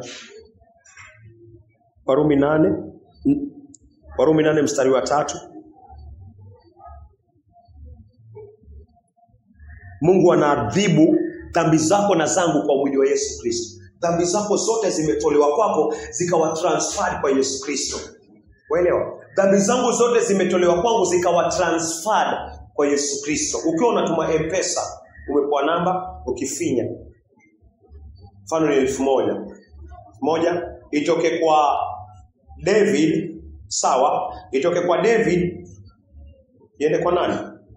Iende kwa Maithia, sawa? Tutatoa 1000 kwa David iende kwa nani? Maithia, sawa? Tukienda kila kitu iko sawa, tukifinya okay, send money. Imetoka kwa David, imeenda wapi? Imeenda kwa Maithia. Inamaanisha hiyo 1000 haiko tena kwa nani? Haiko tena kwa David, bali iko kwa nani? Kwa Maithia. Transfer dhambi zako hivyo katika maandiko. Mungu anasema uko na dhambi, sawa? Ingia kwa M-Pesa. Ni mfano tu. Niko na dhambi na ingia kwa M-Pesa. Dhambi zangu zote Mungu anachukua, anazituma kwa nani? Kwa Yesu. Mungu anatuma dhambi zangu zote na zako zote kwa nani? Kwa Yesu Kristo. So zikitumwa zote, wewe unabaki zero balance. Yesu anabaki na dhambi zako zote na zangu zote. Ndio hivyo. Tazama mwana kondoo Mungu achukue dhambi ya ulimwengu. Vile una transfer pesa, Mungu anatoje kwa maandiko. Uamini kwamba Mungu ametransfer dhambi zako kutoka kwako kwenda kwa Yesu Kristo na hauna. Amen. Na una Yes. ni hizi vitu tunafanya tu hapa kila siku. Ni hizo Mungu anasema sasa zilete kwa ulimwengu wa kiroho. Alafu angalia uko na dhambi gani? Niko na dhambi milioni 1. Haya, ingia kwa Yohana 1:29. Tuingie kwa Yohana 1:29. Tazama mwana kondoo wa Mungu achukue dhambi za ulimwengu. Anachukua dhambi zangu, transfer dhambi zako zote kutoka kwako kwenda kwa Yesu Kristo kupitia Yohana 1:29. Yeye ndiyo uzao wa mwanamke. Transfer kwa imani. Unabaki zero balance. Unabaki una dhambi yote katika moyo wako. Na hiyo ndio imani kwa Yesu Kristo. Amen. Hiyo ndio imani. Ni mambo tunayofanya. Umeenda uko kwa biashara. Umebaki na ndizi 5. Unaomba Mungu, Mungu tuma mtu. Mungu tuma mtu achukue hizi 2 nirudi na 2 nyumbani. Mungu ametuma mtu, amechukua hizo 5 zote. Amezitoa kwako, zimeenda kwa nani? Zimeenda kwake. Wewe hauna tena ndizi. Wakati kushukuru Mungu, Mungu asante kwa sababu ndizi zangu zote nimefanya nini? Zimechukuliwa, sina. Hauna, kwa sababu zimechukuliwa. Ni hivyo hivyo kwa Yohana 1:29. Tazama mwana kondoo wa Mungu achukuae dhambi ya ulimwengu. Amen. Uchukuliwe. Amen. Na mimi Yesu Kristo. Hivyo hivyo David. Unauza rosemary David, unaziuza. Umebaki na 10. Unaomba Mungu. Mmoja amekuja amechukua 5. Mwingine amekuja amechukua 2. Zimebaki ngapi? Zimebaki 3. Unaomba. Mwingine amekuja amechukua zote 3. Umebaki na empty. Na unaamini nikikwambia ziko ngapi rosemary? Unaambia zimechukuliwa zote. Ni hivyo. Ni hivyo kwa Yohana 1:29. Yesu aje kufanya mchezo, anakuja kuharibu kazi za shetani. Lazima achukue kila kitu ambacho kinaitwa shetani katika maisha yako na maisha yangu. Yafanye amini na niachilie. Amen. Amini uachilie. Huyu ndio seed of a woman. Ya Yesu akazipeleka msalabani, Mungu akazihukumu. Romans 8:3. Mungu akazipiga sasa kwa mwili wa Yesu Kristo. Mungu akimpiga Yesu, anapiga dhambi zako na zangu kwa mwili wa Yesu Kristo. Mungu anaharibu kazi za shetani kwa kupiga mwili wa Yesu Kristo. So kuna Mungu anapiga Yesu Kristo. Anapiga Yesu Kristo. Mungu anasema moyo wake unafurahi. Kwa nini? Ni kazi za shetani zinaharibiwa katika mwili wa Yesu Kristo. Kazi zako na zangu. Ili nisafishike, uoshwe, uishi maisha masafi, uishi maisha matakatifu. Yes. Hivyo ndio Mungu alikuwa anafanya. Naweza soma tafadhali Warumi 8:3. Maana yale yasiyowezekana kwa sheria, Yale yasiyowezekana kwa sheria, vile ilivyokuwa dhaifu kwa sababu ya mwili, vile ilivyokuwa dhaifu kwa sababu ya mwili, Mungu kwa kumtuma mwanawe mwenyewe, Mungu kwa kumtuma mwanawe mwenyewe katika mfano wa mwili ulio wa dhambi, katika mfano wa mwili ulio wa dhambi, na kwa sababu ya dhambi, na kwa sababu ya dhambi zako na dhambi zangu na dhambi zetu, alihukumu dhambi katika mwili. Mungu alizihukumu dhambi zako na zangu, alizihukumu katika mwili wa Yesu Kristo. Mungu anafanya nini akihukumu dhambi zangu na zako kwa mwili wa Yesu Kristo? Mungu anaharibu kazi za shetani. Amen. Yesu anamwambia Mungu sipige. Sipige. Sipige. Mungu anaendelea kuziharibu. Na hasira ya Mungu inawaka juu ya Yesu Kristo kwa sababu ya hizo dhambi. Hasira. Na dhambi zinaanza shughulikiwa. Zako na zangu tunaoshwa. Damu ya Yesu Kristo inatoka, inasafisha dhambi zetu. Kazi za shetani zinaharibiwa. Askari mmoja alikuwa hapo mwenye moyo mgumu. Lakini alipoona hizi ishara zote, aliposhuhudia yote yanaendelea, akahukumika ndani ya moyo wake. Kazi ya Roho Mtakatifu ni kuhukumisha. Akahukumika. Akapata toba, akasema kweli huyu ni mwana wa Mungu, akaokoka. Hapo. Mwezi mmoja kwa msalabani, mara kwanza wawili wamemtukana, maandiko yanasema, lakini baada ile ishara moja akapata toba. Kwambia Yesu nikumbuke utakapoingia katika ufalme wako. Yesu akamwambia leo hii nitakuwa na wewe paradiso. Amen. Watu walikuwa naokoka pale, walikuwa naokoka kwa sababu kazi za shetani zilikuwa zimekuwa msalabani kwa mwili Yesu Kristo, zilikuwa zinahukumiwa. Mtu yote akiwa tu pale akisema Bwana ni mwana wa Mungu, nimemwamini, Mungu anampatia imani na anaokolewa, kwa sababu kazi ya shetani ilikuwa inaharibiwa pale. Na leo pia kwa maandiko ukizidi kusikia Mungu anaendelea kuharibu, haina tofauti. Amen. Haina tofauti. Haina tofauti. Huyu ndo alitabiriwa katika Mwanzo 3:15, ni huyu na Mariamu. Ni Yesu na Mariamu wanatabiriwa. Yesu na Mariamu. Amen. Na ile kazi ambayo Yesu alitabiriwa kuja kuifanya hata kabla, elewa hii, hata kabla watu waanze kuweka waizi misalabani, hata kabla msalaba, hukumu ya msalaba, hata kabla watu waanze kuifikiria kwamba waizi wanafaa hukumiwe kwa msalaba, tayari Mungu alikuwa ashaeleza kwamba Yesu atakuja kuharibu kazi za shetani kupitia hiyo msalaba. Amen. Welewa. Lakini Genesis 3:15, hata kabla hiyo hukumu ya msalaba, waizi waweke kwa msalaba, waliolaniwa waweke kwa msalaba, Mungu tayari alikuwa ashaeleza jinsi Yesu Kristo atakuja kuharibu kazi za shetani, atakuja kukanyaga kichwa cha shetani kupitia kazi ya msalaba. Hata kabla msalaba kufikiria, hata kabla watu kuanza kufikiria hao hizo wanafaa iko kwa msalaba.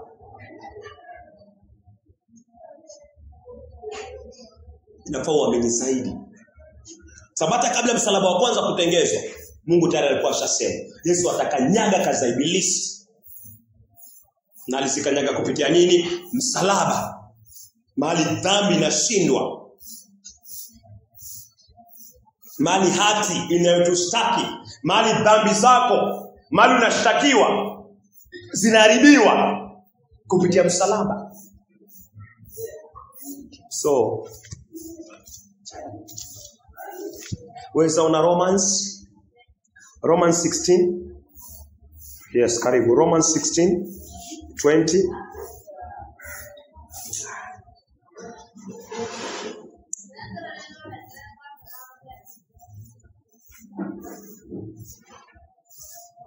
Warumi 16:20.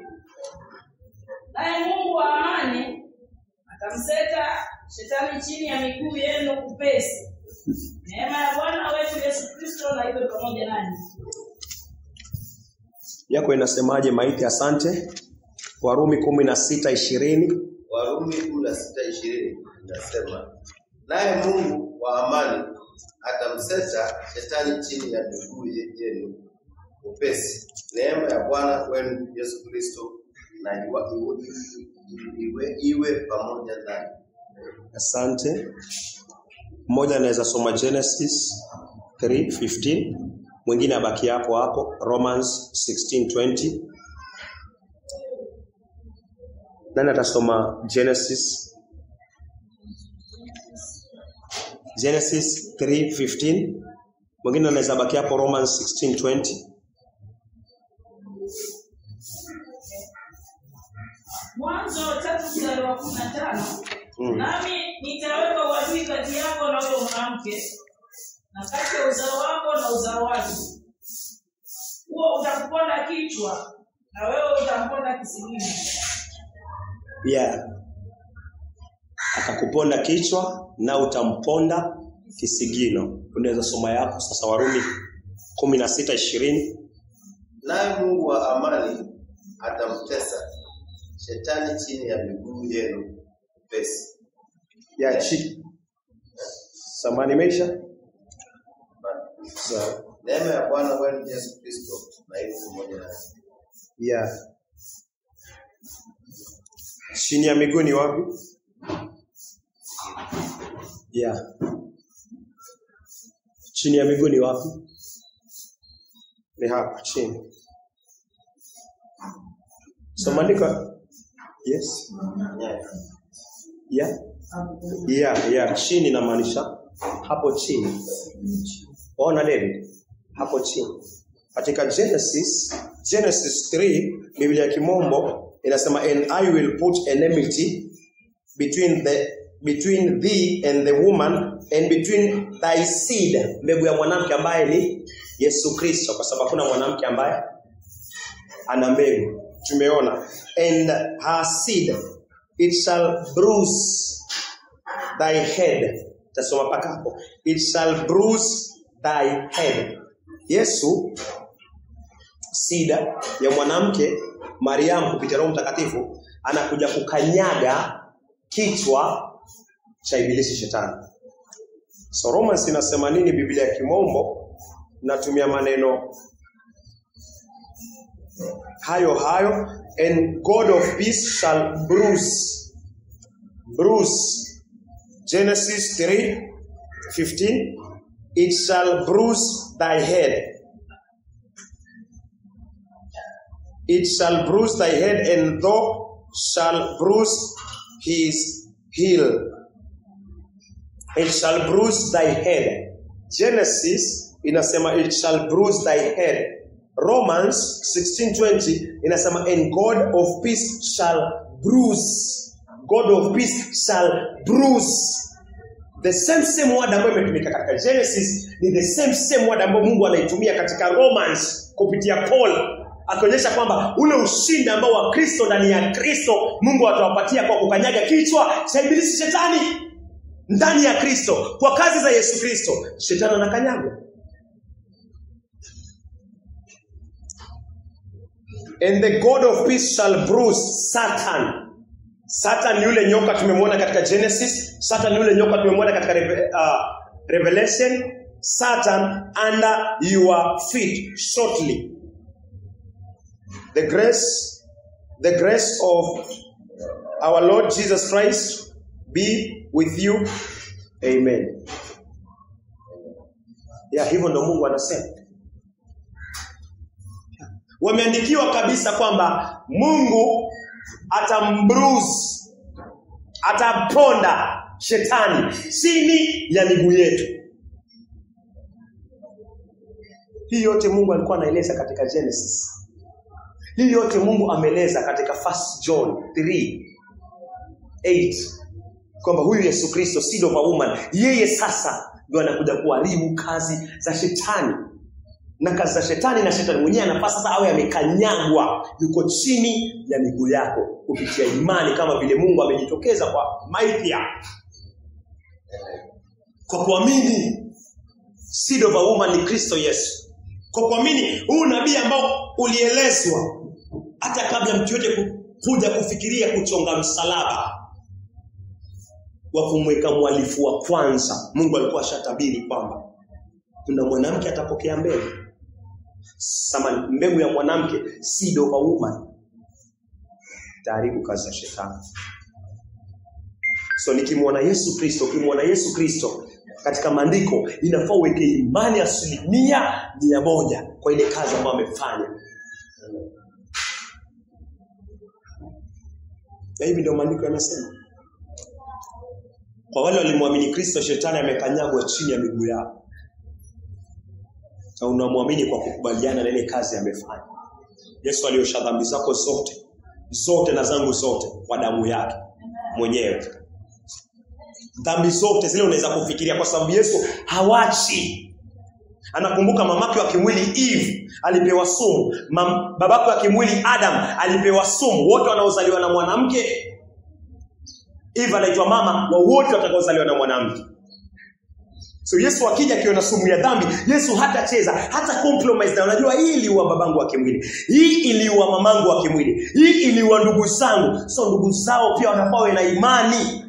Muwe na imani. Amen. Na ile kazi ambayo ndugu mkubwa anaenda kufanya kwa kuosha na kuharibu kazi za shetani. Keza soma Matthew 26:28. Usibakishe uovu wote ule katika moyo wako. Usibakishe. Wacha iende na Yesu, wacha yoshwe na damu ya Yesu Kristo. Ukibakisha umebakisha kazi ya shetani, na uwezi kumkanyaga shetani kichwa. Na Yesu anakuambia nipatie hizo dhambi zote. Nipatie hiyo kazi ya shetani, niharibu, nimkanyage ibilisi kichwa. Na Warumi anatuambia kwamba shetani, Mungu wa amani, amembruise shetani, amekanyaga kichwa cha shetani. So ni imani kwa damu ya Yesu Kristo, bila kutaka kurudi kwa chochote kile hata kimoja. Waweza soma tafadhali Matthew 26:28. Mathayo 26:28. Naam. Kwa maana hii ndio damu yangu ya agano. Hii seed of a woman.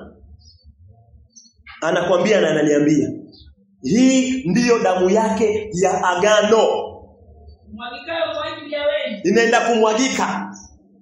Inamwagika. Hata kabla imwage kwenda msalabani akipeana divai, Yesu anaongea pia kuhusiana unabii. Anasema inamwagika, imwagikayo. Haijaanza kumwagika lakini anakuambia inamwagika. Yesu anakuhakikishia kila ambacho kinaenda kufanyika pale msalabani ili uamini hata kabla haijamwagika, hata kabla kumwaga tone. Anakuambia nakupatia hilo divai, nakupatia hilo divai, lakini hii ni damu yangu inamwagikayo, inamwagika kwa wengi. Iko wapi Yesu? Inamwagika wapi? Yesu tayari anaona mbele. Nitaraje nianze kuamini hata kabla imwagike, kwa sababu ile neno ambalo linatoka kwa kinywa chake, yeye ni seed of a woman, na niletwa hapa tayari kuharibu kichwa na kazi za shetani katika maisha yako na yangu. Amen. Hajamwaga damu. Anasema hii ana uhakika, hii ndio damu yangu ya agano imwagikayo kwa wengi. Wapate nini? Ondoleo la dhambi. Muamini Yesu Kristo. Amen. Amen. Muamini. Hiyo ndio inakufanya usiokoke. Manake bado hujamfahamu Yesu vizuri. Hujafahamu nguvu za Yesu vizuri. Hujafahamu damu za Yesu vizuri. Hujafahamu Yesu ni seed of a woman. Genesis 3:15. Mungu anadeclare huyu ndio Yesu ambaye atazaliwa. Hakuna uzao wa mwanamke lakini kuna uzao wa mwanamke. Anamweka huyu Mariamu hapa. Unamwona Mariamu hapa kwa Genesis. Na unamwona Yesu. Na Mungu anasema huyu ndio atakanyaga kazi ya shetani, atakuondolea dhambi. Angu hapa safari yake imani zaidi. Wataalamu wanasema ni 4,000 years. Wengine wanasema around 7,000, wengine around 6,000. Miaka na miaka na miaka na miaka na miaka. Mungu tayari alikuwa ashaona katika Genesis, akamwona Mariamu na akamwona Yesu Kristo, na akaona kazi ya msalaba hata kabla mtu kufikiria kuchoka. Hata kabla Herode, hata kabla Pilato, Mungu akasema ibilisi atakanyagwa na Yesu Kristo. So Yesu ashazaliwa na Mariamu, ashasimama mbele ya Pilato, ashasimama mbele ya Herode. Yesu hahitaji kujitetea, anajua amekuja kuharibu kazi za shetani. Anaandikwa na anamwaga damu yake yote kwa kuosha dhambi zako zote na zangu zote. Anakuambia niamini, usafishike. Amen. Basi hiyo ndio wokovu. Hiyo ndio wokovu David. Hiyo ndio wokovu maiti. Ni wapi utaona mtu akikuahidi damu yake itakusamea dhambi uingie mbinguni? Hakuna. Na kama hakuna basi unangoja nini? Muamini Kristo ambaye anakuambia. Maana hakuna damu nyingine. Haturuhusi kuchinja kondoo. Haturuhusi kuchinja mbuzi. Utachinja nani? Ashachinjwa. Ni uamini ndio uosho, hakuna option nyingine. David hauna option nyingine, kuamini. Samalizia na Ufunuo 5. Utasoma Biblia 2. Yako sijui nasemaje, Mike utasoma yako, Anu utasoma yako. Samahani, Ufunuo 1 mstari wa 5. Ufunuo 1 mstari wa 5. Tena zitokazo kwa Yesu Kristo. Tena zitokazo kwa Yesu Kristo. Shahidi aliye mwaminifu. Shahidi aliye mwaminifu. Mzaliwa wa kwanza wa waliokufa. Mzaliwa wa kwanza wa waliokufa. Na mkuu wa wafalme wa dunia. Na mkuu wa wafalme wa dunia. Yeye atupendaye. Yesu atupendaye. Na kutuosha dhambi zetu katika damu yake. Na kutuosha. Asante. Na kutuosha dhambi zetu katika damu yake. Hivyo ndio Yesu anasema. Yesu anasema alikupenda na akaosha dhambi zako na dhambi zangu kwa damu yake. Yaani wewe umeoshwa kwa damu ya Yesu Kristo. Na huo ndio ushindi. Huo ndio ushindi. Ukishaoshwa dhambi, wewe unakuwa huru. Kitabu hicho Biblia nyingine, wewe unakuwa huru na dhambi. Sawa, ukiamini Yesu amekuosha dhambi zako, wewe unakuwa huru na hizo dhambi. Na unaanza tu kusikia amani. Unaanza kusikia furaha kama venye mpendwa alisikia na anaendelea mpaka sasa hivi ameshuhudia. Basi amani, Yesu kuna kitu kimeoshwa, kimetolewa. Siku hizi unaamini kuna kitu kimetolewa na kimeondolewa. Siku hizi samahani, unaamini na 100 kimeondolewa na kimeondolewa kweli, unahisi amani. Unaamini ndani ya moyo wako na unapata amani na unapata furaha. Amen. Unaishi kuna furaha. Na itoki hiyo furaha ishi inaendelea.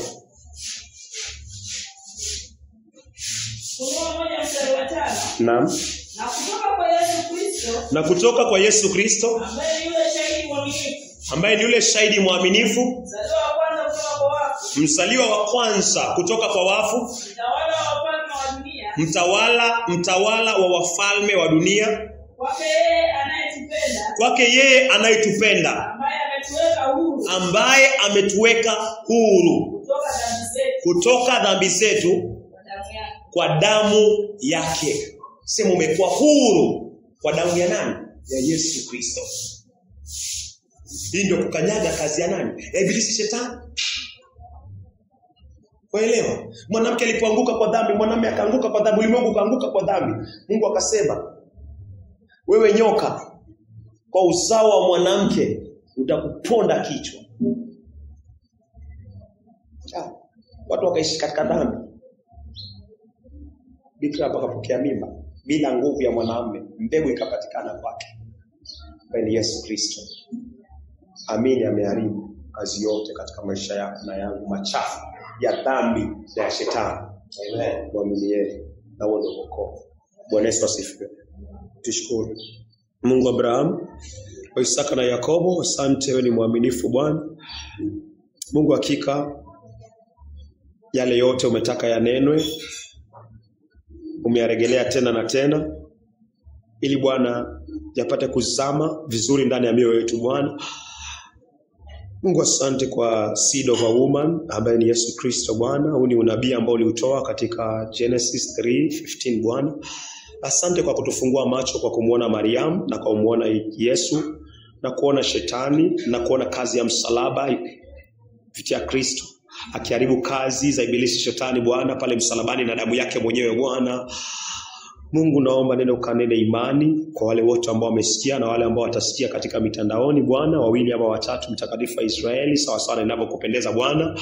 Watu wakapate kutambua kwamba seed of a woman Bwana ni Yesu Kristo, na huo woman Bwana ni Mariam Bwana, na huyo nyoka Bwana ni Ibilisi shetani, na hizo kazi kuvunjwa ni dhambi maovu na maasi Bwana. Asante Mungu kwa sababu pia umemwekea Ibilisi ziwa la moto Bwana, mahali pia utamshika na utamtupa katika ziwa hilo Bwana, na nabii wa uongo Bwana na wapinga Kristo na wote waliopokea chapa ya mpinga Kristo yeye Bwana. Bado unatuonyesha jinsi tunapaswa tumshinde shetani kila siku katika maisha yetu Bwana, kwa kujikana na kufa kila siku Bwana. Mungu tuhurumie Bwana. Saidie kuwe na chuki kamilifu, kwa sababu chuki Bwana kati ya watoto wa mwanamke, uzao wa mwanamke Bwana na uzao wa Ibilisi shetani Bwana. Wale waliokoka wazidi kuchukia dhambi Bwana, tusaidie tuzidi kuchukia uovu Bwana, na wale ambao wako katika toba Bwana wazidi kuichukia hayo maovu na hata dhambi hizo Bwana. Nenda ukatuponye katika magonjwa yote yale, ukatupatie toba. Asante kwa kuwa umekuwa mwema Bwana. Zidi kuleta nuru iliyowaka katika moyo wa Maipia, na wale wengine pia wamesikia pia hata katika moyo wa David Bwana. Msaidie Bwana. Jitukuze Bwana. Wale ambao wako mali hapa Bwana, Lidiana hata Moses Bwana, Patrick Bwana, wakumbuke mtakatifu wa Israeli.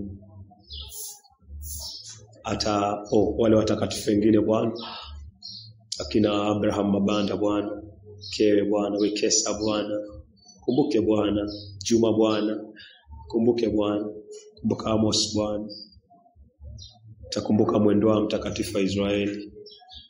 Watakatifu wengine Bwana wote ambao wanahubiri injili yako Bwana, tusimamishe Bwana. Kumbuka Nigeria, kumbuka Tanzania Bwana, kumbuka Sudan Bwana, tafadhali mtakatifu wa Israeli turehemu.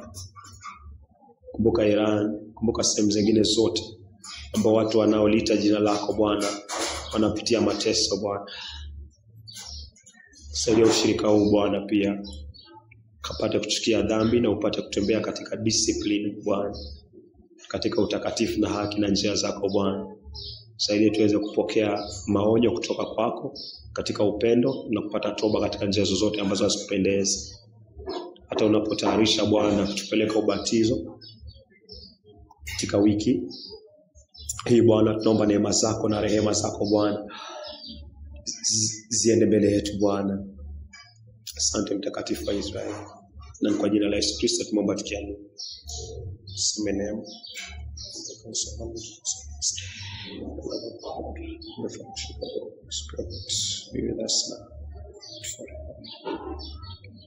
Baba yetu, Father what in heaven, hallowed be thy name. Thy kingdom come, thy will be done on earth as it is in heaven. Give us this day our daily bread, and forgive us our sins as we forgive those who sin against us. Lead us not into temptations, but deliver us from the evil one. For thine is the kingdom, the power, and glory forever. Amen.